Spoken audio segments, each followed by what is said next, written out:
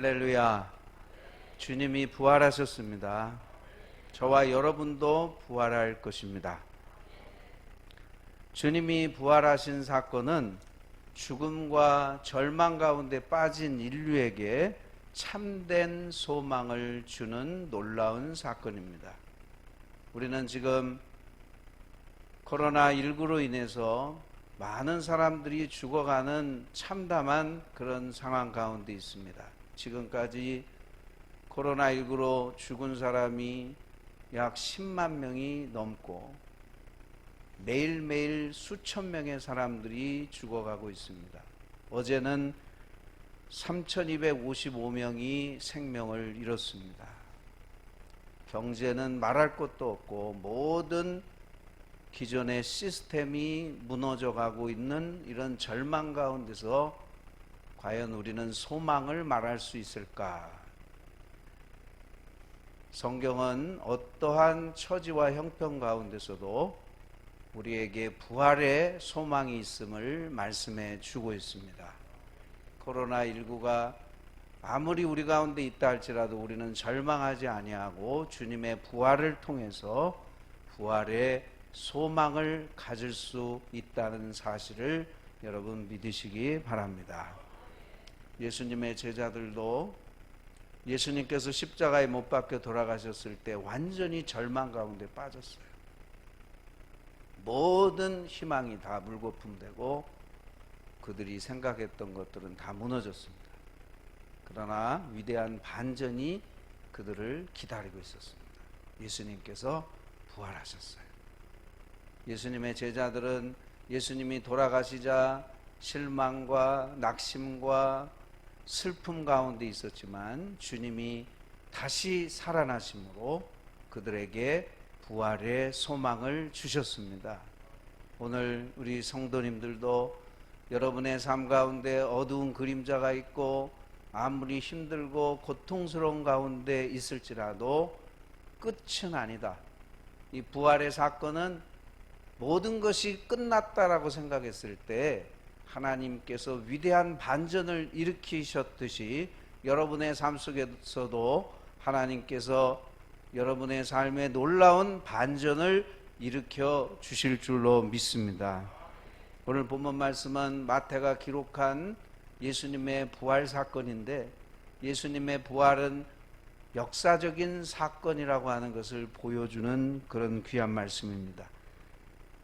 마태복음 27장 62절부터 64절에 보시면 대제사장들과 바리새인들이 빌라도 총독을 찾아갑니다. 주여, 각하, 저 속이던 자가, 예수님을 저 속이던 자라고 표현하고 있어요.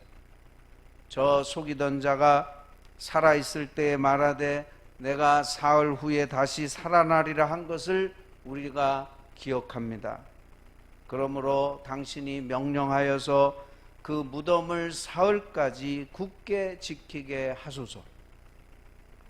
만약 예수의 제자들이 예수의 시체를 훔쳐가서 예수가 예수의 말대로 3일 만에 부활했다라고 말한다면 지금도 혼란스러운데 이제 더 큰 혼란이 생겨날 것입니다.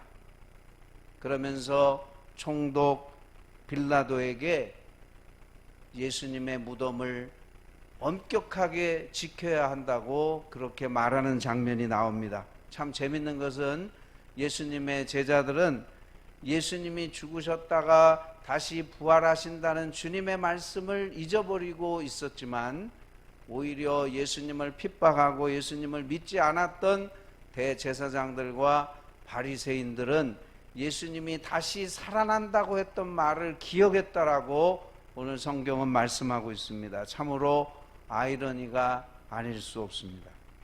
우리도 종종 이런 경험을 할 때가 있습니다. 예수님을 믿지 않는 사람들이 말하는 걸 들어보면 참 기가 막혀요. 꼭 믿는 사람 같아요. 어떤 경우에는 믿는 사람보다 더 나은 경우도 있어요. 또 찬송가도 어떻게 그렇게 알고 부르는지 교회도 안 다니는 사람이 참 신기해요.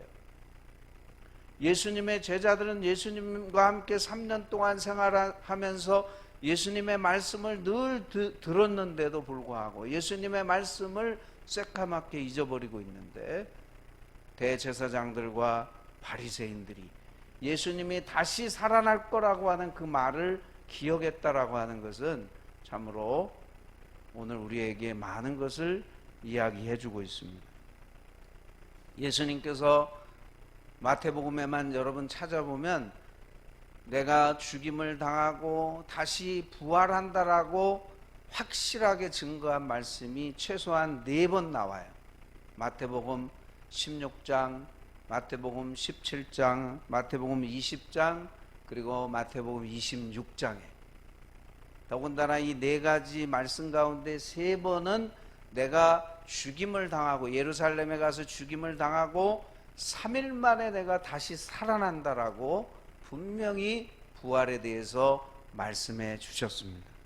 마태복음 17장 22절에서 23절에 보시면 예수님께서 제자들과 갈릴리에 계셨을 때 제자들에게 이렇게 말씀하셨어요. 인자가 장차 사람들의 손에 넘겨져 죽임을 당하고 제3일에 살아나리라 하시니 제자들이 매우 근심하더라.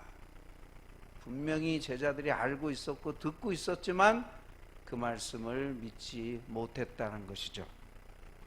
대제사장들과 바리새인들이 예수님이 하신 말씀을 기억하고 총독 빌라도에게 예수님의 시체를 잘 훔쳐가지 않도록 해야 한다라고 했을 때 빌라도 총독이 그렇게 말합니다. 그러면 예수의 무덤을 철저하게 지키고 65절에 경비병들을 따로 세워서 굳건하게 예수의 무덤을 지키고 66절에 보면 돌을 임봉했다라고 하는 말씀이 나옵니다. 로마 제국의 이름으로 도장을 찍어서 돌을 아무도 함부로 움직이지 못하도록, 예수의 제자들이 예수님의 시체를 훔쳐가지 못하도록 예수님 무덤에 큰 돌을 막아놓고 거기에 로마 제국의 이름에 도장을 찍어서 돌을 그 어떤 누구도 로마 제국의 허락 없이 열지 못하도록 그렇게 했다는 것입니다. 여러분, 얼마 전에 코로나19로 인해서 신천지 이단 집단이 집단 감염을 일으키는 바람에 그 모든 모임 처소의 출입문에 맨 앞에 폐쇄 경고문이 붙어 있었어요. 거기에 이렇게 쓰여 있었습니다. 본 시설을 감염병의 예방 및 관리에 관한 법률 제47조 및 제49조에 따라 아래와 같이 폐쇄하고 집회를 금지합니다. 위반 시 벌금 300만 원 이렇게 되어 있었습니다. 자, 이와 같이 지금 예수님 무덤 앞에 큰 돌과 임봉으로 처리해놔서 그 누구도 예수님의 무덤에 함부로 들어갈 수 없도록 그렇게 했습니다. 그러나 우리 예수님의 부활을 막을 수는 없었습니다. 예수님을 무덤에 가둘 수는 없었습니다. 예수님께서는 부활하셔서 무덤 밖으로 나오셨습니다. 할렐루야. 그 어떤 것도 예수님의 부활을 막을 수가 없는 것입니다. 오늘 본문 마태복음 28장 1절에 보니까 안식 후 첫날 새벽, 곧 주일 새벽입니다. 부활주일은, 예수님이 부활하신 날은 주일날 부활하셨는데 부활절 새벽에 여인들이 막달라 마리아와 다른 마리아가 예수님의 무덤을 보려고 갔다라고 그렇게 기록하고 있어요. 왜 예수님의 무덤을 보러 가려고 했었을까요? 오늘 본문에는 나오지 않지만 마가복음과 누가복음에는 이렇게 표현되어 있어요. 예수님의 시체가 냄새나거나 부패하는 것을 막기 위해서 향품을 예수님께 부어드리기 위해서 예수님의 무덤을 방문했다라고 말씀하고 있습니다. 그런데 문제는 이 여인들이 힘이 없어요. 이 돌을 굴릴 만한 힘도 없고, 더군다나 임봉이 되어 있기 때문에 그 무덤 안으로 들어갈 수 없는 고민거리가 있는 것입니다. 그래서 마가복음 16장 3절에 서로 말하되 누가 우리를 위하여 무덤 문에서 돌을 굴려주리요. 걱정했다라고 했어요. 예수님 무덤 안에 들어가서 예수님 그 시신에 향품을 발라야 되는데 누가 이 문을 열어줄 수 있단 말인가, 이렇게 고민하고 있을 때 하나님께서 문제를 해결해 주십니다. 오늘 본문 마태복음 28장 2절에 큰 지진이 일어났다고 말씀하고 있어요. 그냥 지진이 아니라 큰 지진이 일어났다는 거예요. 큰이라는 말은 헬라어로 메가스라는 말이에요. 여기서 메가라는 말이 나왔습니다. 메가로폴리스라고 하면 큰 도시를 말하는 거예요. 메가폰이라고 하는 것은 소리를 크게 확장해서 들려주는 기계가 메가폰이고, 메가 처치라고 하죠. 여의도 순복음교회 같이 초대형 교회를 메가 처치라고 합니다. 얼마 전에 영화 메가로돈이라는 영화가 있었어요. 저는 보지는 못했는데, 이 메가라는 말은 큰이란 뜻이고, 로돈은 이빨, 큰 이빨을 가진 상어, 지구 역사상 가장 크고 무서운 상어가 메가로돈인데, 그 메가로돈을 가지고 영화를 만든 거예요. 지금은 다 멸종돼서 없지만은 메가로돈의 이빨이나 화석은 남아있어요. 저도 그 메가로돈의 이빨을 봤는데 이빨 하나의 크기가 수박만 합니다. 그리고 몸집이 얼마나 큰지 18m까지 성장하는데 버스 한 대 길이만큼 됩니다. 그렇게 강력한 그런 상어가 있었는데 그 이름이 메가로돈이라고 하는 이름. 자, 그래서 하나님께서 이러한 큰 지진을 지금 일으키셨다는 거예요. 성경에 보면 지진에 관한 이야기가 참 많이 나옵니다. 여러 가지 의미가 있어요. 지진이 일어나는 것에 대해서. 그런데 오늘 본문에 나오는 이 큰 지진은 심판적 의미가 담겨져 있습니다. 시편 18편 7절에 이에 땅이 진동하고 산들의 터도 요동하였으니 그의 진노로 말미암음이로다. 하나님의 진노로 지진이 일어난다는 것입니다. 이사야 29장 6절에 만군의 여호와께서 우레와 지진과 큰 소리와 해오리바람과 폭풍과 맹렬한 불꽃으로 징벌하신다고 말씀하고 있습니다. 마태복음 24장 7절에 보면 말세가 되면 하나님께서 지진으로 심판을 내리셔서 곳곳에 지진이 일어난다고 말씀하고 있습니다. 사도행전에 보시면 바울과 실라가 빌립보에 가서 복음을 전파하는데 유대인들이 핍박해요. 복음을 전하지 못하게 합니다. 그래서 바울과 실라를 감옥에 가둡니다. 바울과 실라는 감옥에서 슬퍼하지 않았어요. 두려워하지 않고 오히려 하나님께 찬송을 드렸어요. 그때 하나님께서 큰 지진을 일으키셔서 그 감옥 터가 흔들리고 죄수들이 묶여있던 것들이 다 풀려지는 그런 기적이 일어났다고 사도행전 16장 26절에서 말씀하고 있습니다. 사람들이 복음을 반대하고 예수님을 반대하고 복음 전하는 바울과 실라를 감옥에 가두었을 때 하나님께서 지진을 일으키신 것입니다. 특별히 사복음서 중에 마태복음에만 예수님이 십자가에 못 박혀 돌아가실 때 지진이 일어났다고 기록하고 있어요. 마태복음 27장 51절에 땅이 진동하며 바위가 터졌다고 기록하고 있어요. 오늘 본문에도 예수님의 그 무덤을 막고 있는 그 돌, 사람들이 임봉했지만은 하나님께서 큰 지진을 일으키셔서 부활하신 주님을 사람들이 들어가서 부활의 현장을 목격할 수 있도록 하나님께서 그렇게 하셨다고 오늘 성경에 말씀하고 있습니다. 오늘 본문 3절 4절에 보니까 천사가 하늘로부터 내려와 돌을 굴려냈다 그랬어요.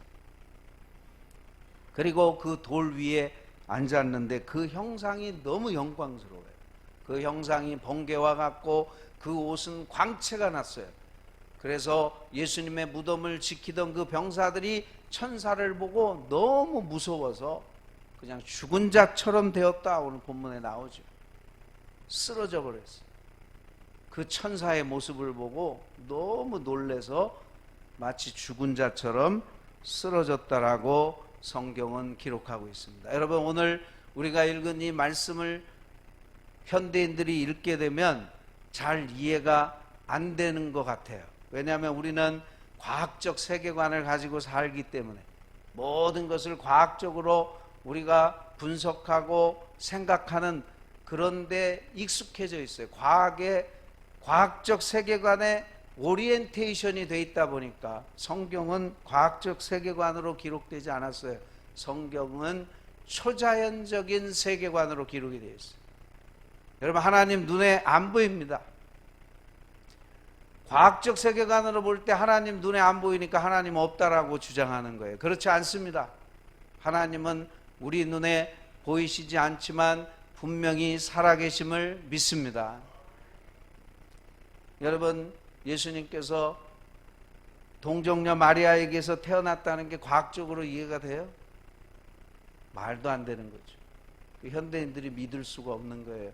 예수님이 어떻게 처녀의 몸에서 태어날 수 있어? 그건 말도 안 돼.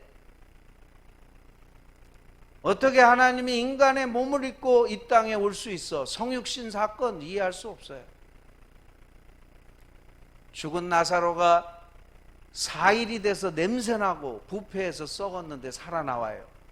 어떻게 이게 가능해요? 과학적 세계관으로는 불가능한 겁니다.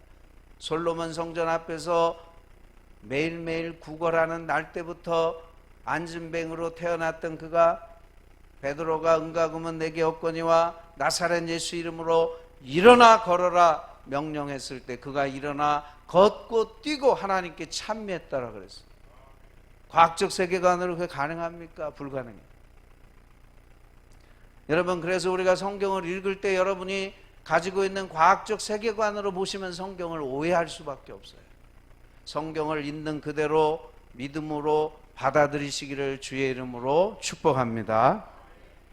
성경 말씀을 있는 그대로 읽어야 오류에 빠지지 않아요. 예수님의 부활 어떻게 믿는단 말입니까? 과학적 세계관을 가진 사람들은 예수님의 부활을 믿을 수가 없어요. 천사들을 어떻게 믿어요? 못 믿어요. 그런데 여러분, 성경에 천사 이야기가 얼마나 많이 나오는지 몰라요. 특별히 신약 성경에 예수님의 사역에 관련돼서 천사들은 아주 밀접한 관계가 있습니다. 예수님의 탄생에 관해서도 천사 가브리엘이 마리아에게 나타나서 말했어요. 보라, 내가 잉태하여 아들을 낳으리니 그 이름을 예수라 하리라. 예수님 탄생에 관해서도 천사가 개입했어요.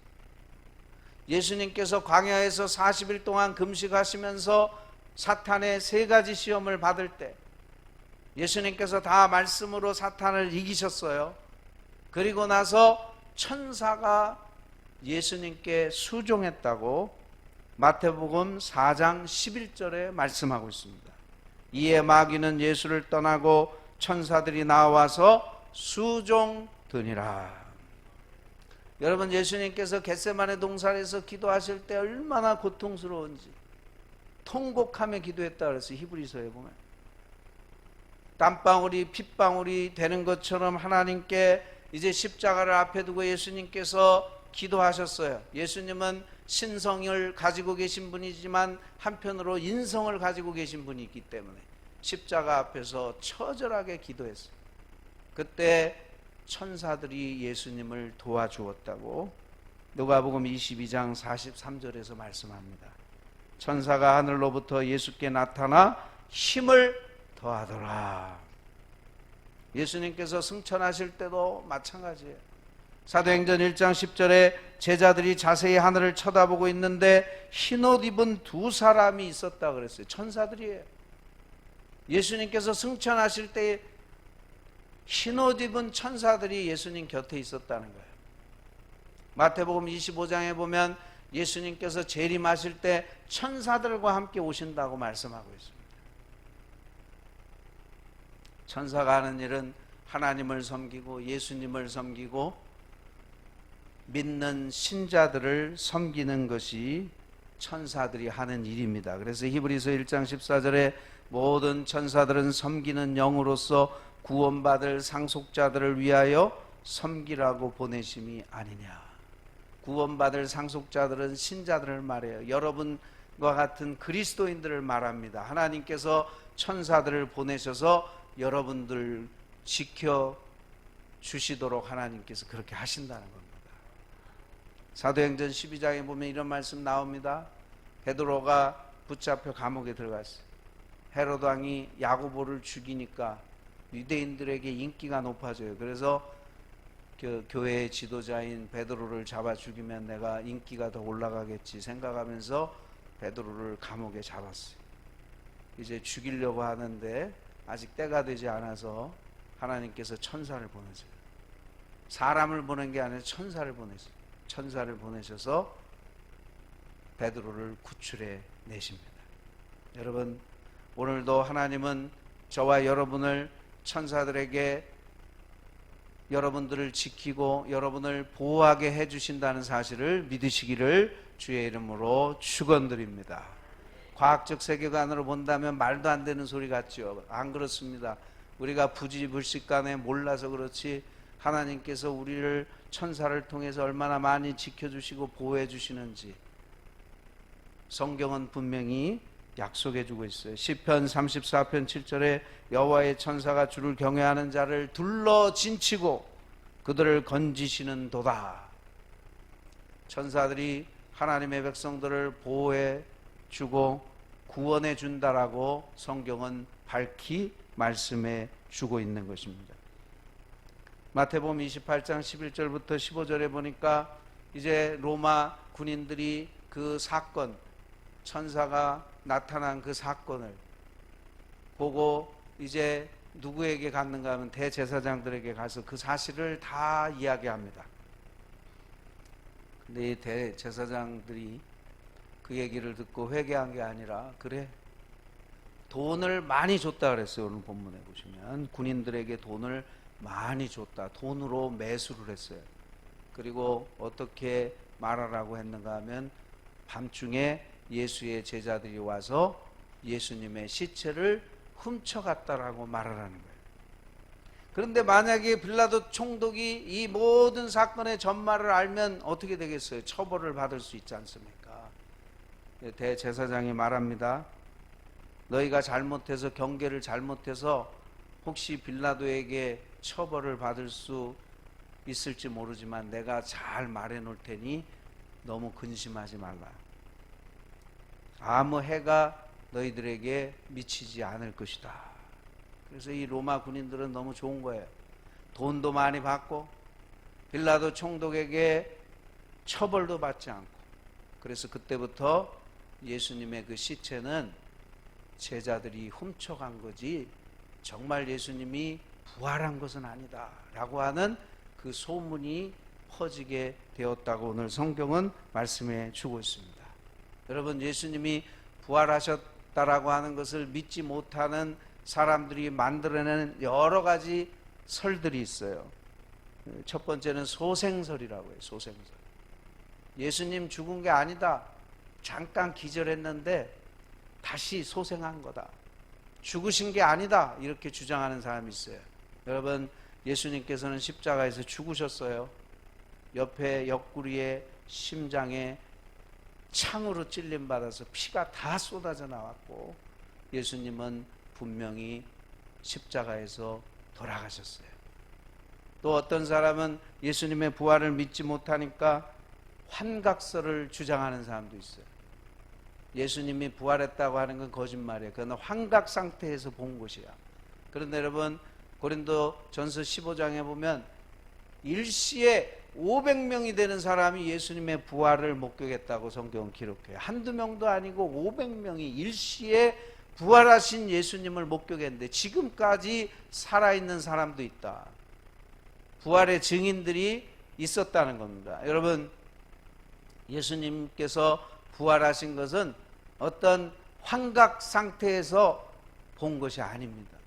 그리고 오늘 우리가 마태복음에서 살펴본 것처럼 도난설, 예수님의 제자들이 예수의 시체를 훔쳐가서 예수님이 부활했다라고 거짓말한 거다. 이와 같은 거짓말들은 진정으로 예수님의 부활을 믿지 못하고 예수님의 부활에 대해서 부인하는 것입니다. 여러분, 예수님의 부활이 얼마나 중요한지 몰라요. 우리 기독교 절기 가운데 부활주일, 오늘이 가장 최고의 절기이고, 예수님의 부활이 없다라고 한다면 기독교는 존재할 수 없습니다. 왜 여러분 예수님의 부활이 그토록 중요합니까? 몇 가지를 생각해 본다면, 첫 번째는 예수님의 부활은 예수님이 하나님의 아들이시라는 것을 증거하기 때문입니다. 예수님은 하나님의 아들이십니다. 그분은 생사의 주권자세요. 자신의 생명을 내어놓으실 수도 있고 생명을 다시 취하실 수도 있는 분이에요. 인간 중에 자신의 생명을 주관할 수 있는 사람은 없어요. 예수님은 이 부활 사건을 통해서 하나님의 아들이라고 하는 것을 밝히 증거하고 있기 때문에 이 부활 사건은 너무나 중요한 것입니다. 두 번째는 예수님의 부활은 성경이 진리라고 하는 것을 증거하기 때문에 부활은 너무나 중요해요.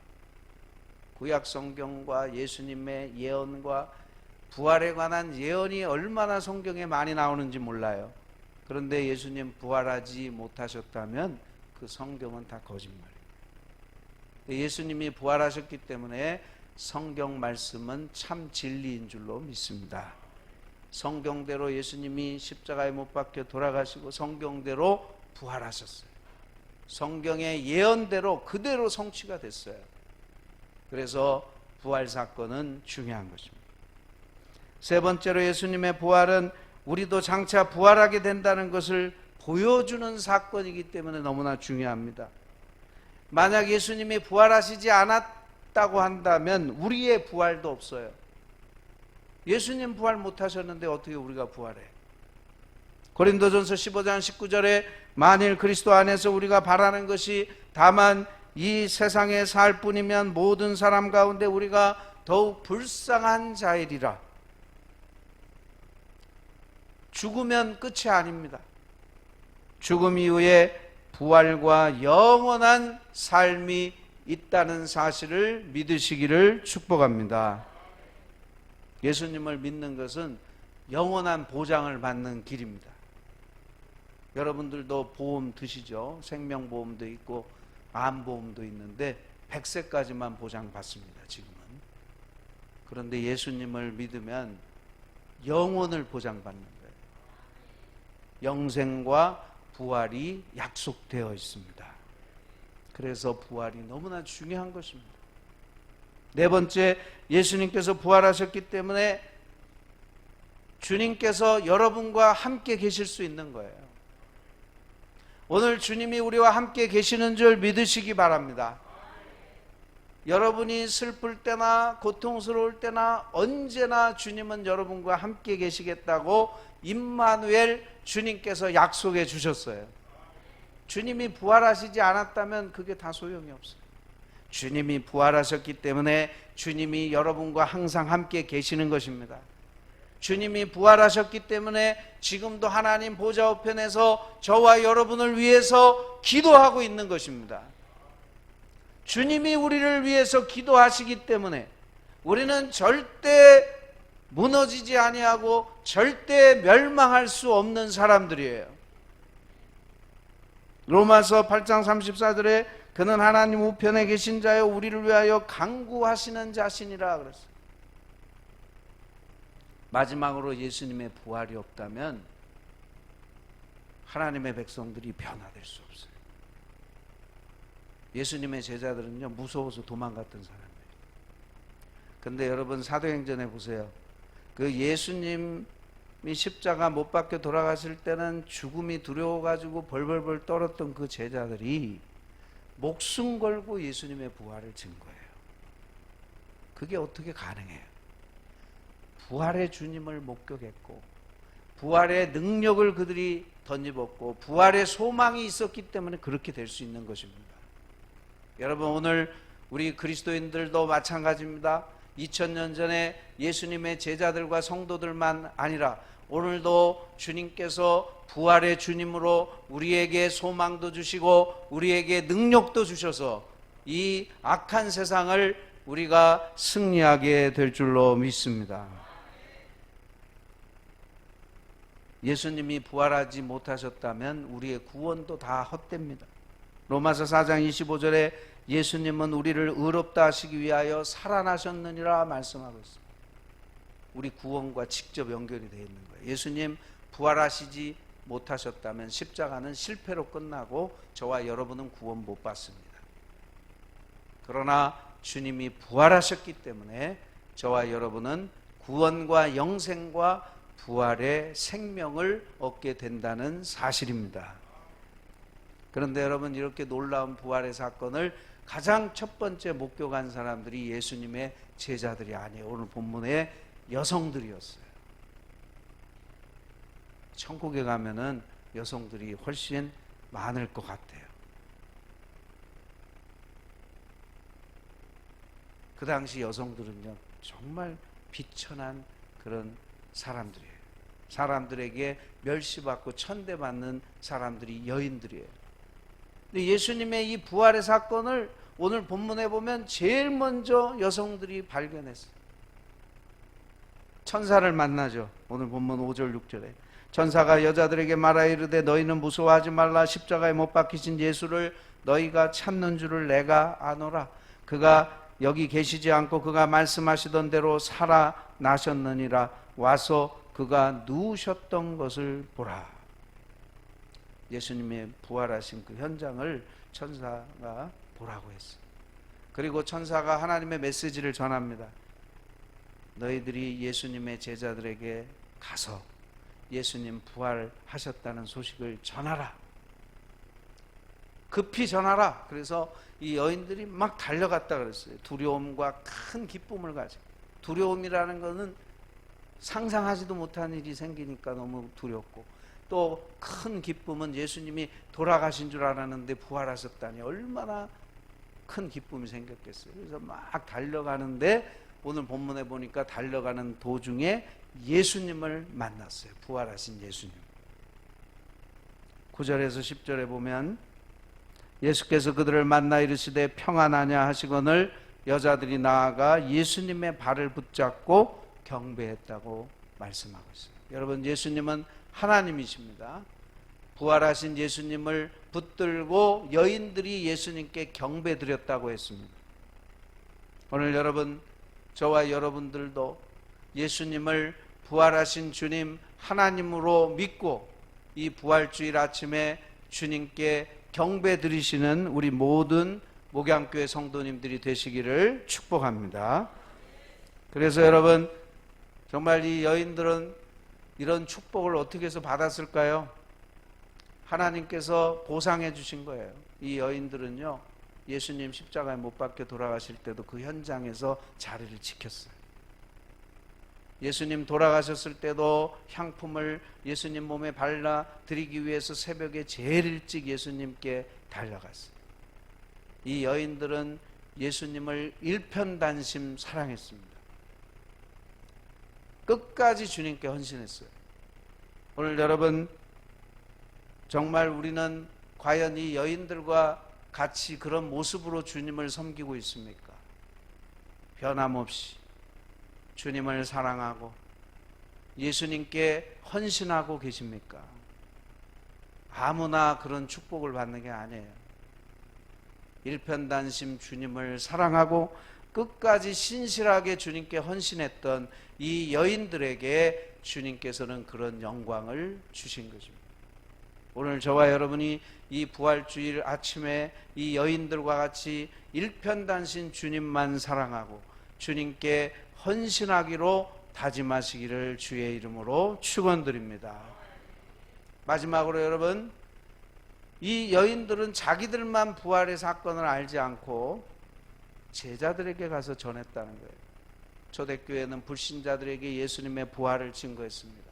오늘 우리 목양교회가 이 지역사회에 있는 많은 불신자들, 여러분 가족 가운데 믿지 않는 사람들, 여러분 친구들, 직장 사업장에 있는 수많은 사람들, 아직도 예수 그리스도를 알지 못하는 그들에게 예수님의 부활을 증거하시기를 축복합니다. 예수님의 부활을 믿어야 구원받습니다. 예수님의 십자가와 부활을 오늘 우리가 온 세상에 전파하는 이 여인들과 같은 아름다운 모습을 가지시기를 주의 이름으로 축원드립니다. 이제 말씀을 마치겠습니다. 여러분, 우리 주변에 어두운 소식들이 많고 온 사방에서 정말 암울하고 고통스럽고 슬픔의 소식이 우리 가운데 몰려온다 할지라도 저와 여러분은 부활의 소망을 가지고 당당히 맞서고 이겨나가시기를 축복합니다. 주님의 이름으로 절망 가운데서 일어나십시오. 여러분, 절망스럽습니까? 부활의 소망을 가지세요. 절망 가운데서 일어나시기 바랍니다. 질병 가운데서 일어나시기 바랍니다. 주 예수의 이름으로 일어나세요. 슬픔 가운데서 주 예수의 이름으로 일어나십시오. 부활의 소망이 우리에게 있어요. 주님이 여러분과 함께 계십니다. 그 주님과 더불어 승리하시는 저와 여러분이 되시기를 주의 이름으로 축원드립니다.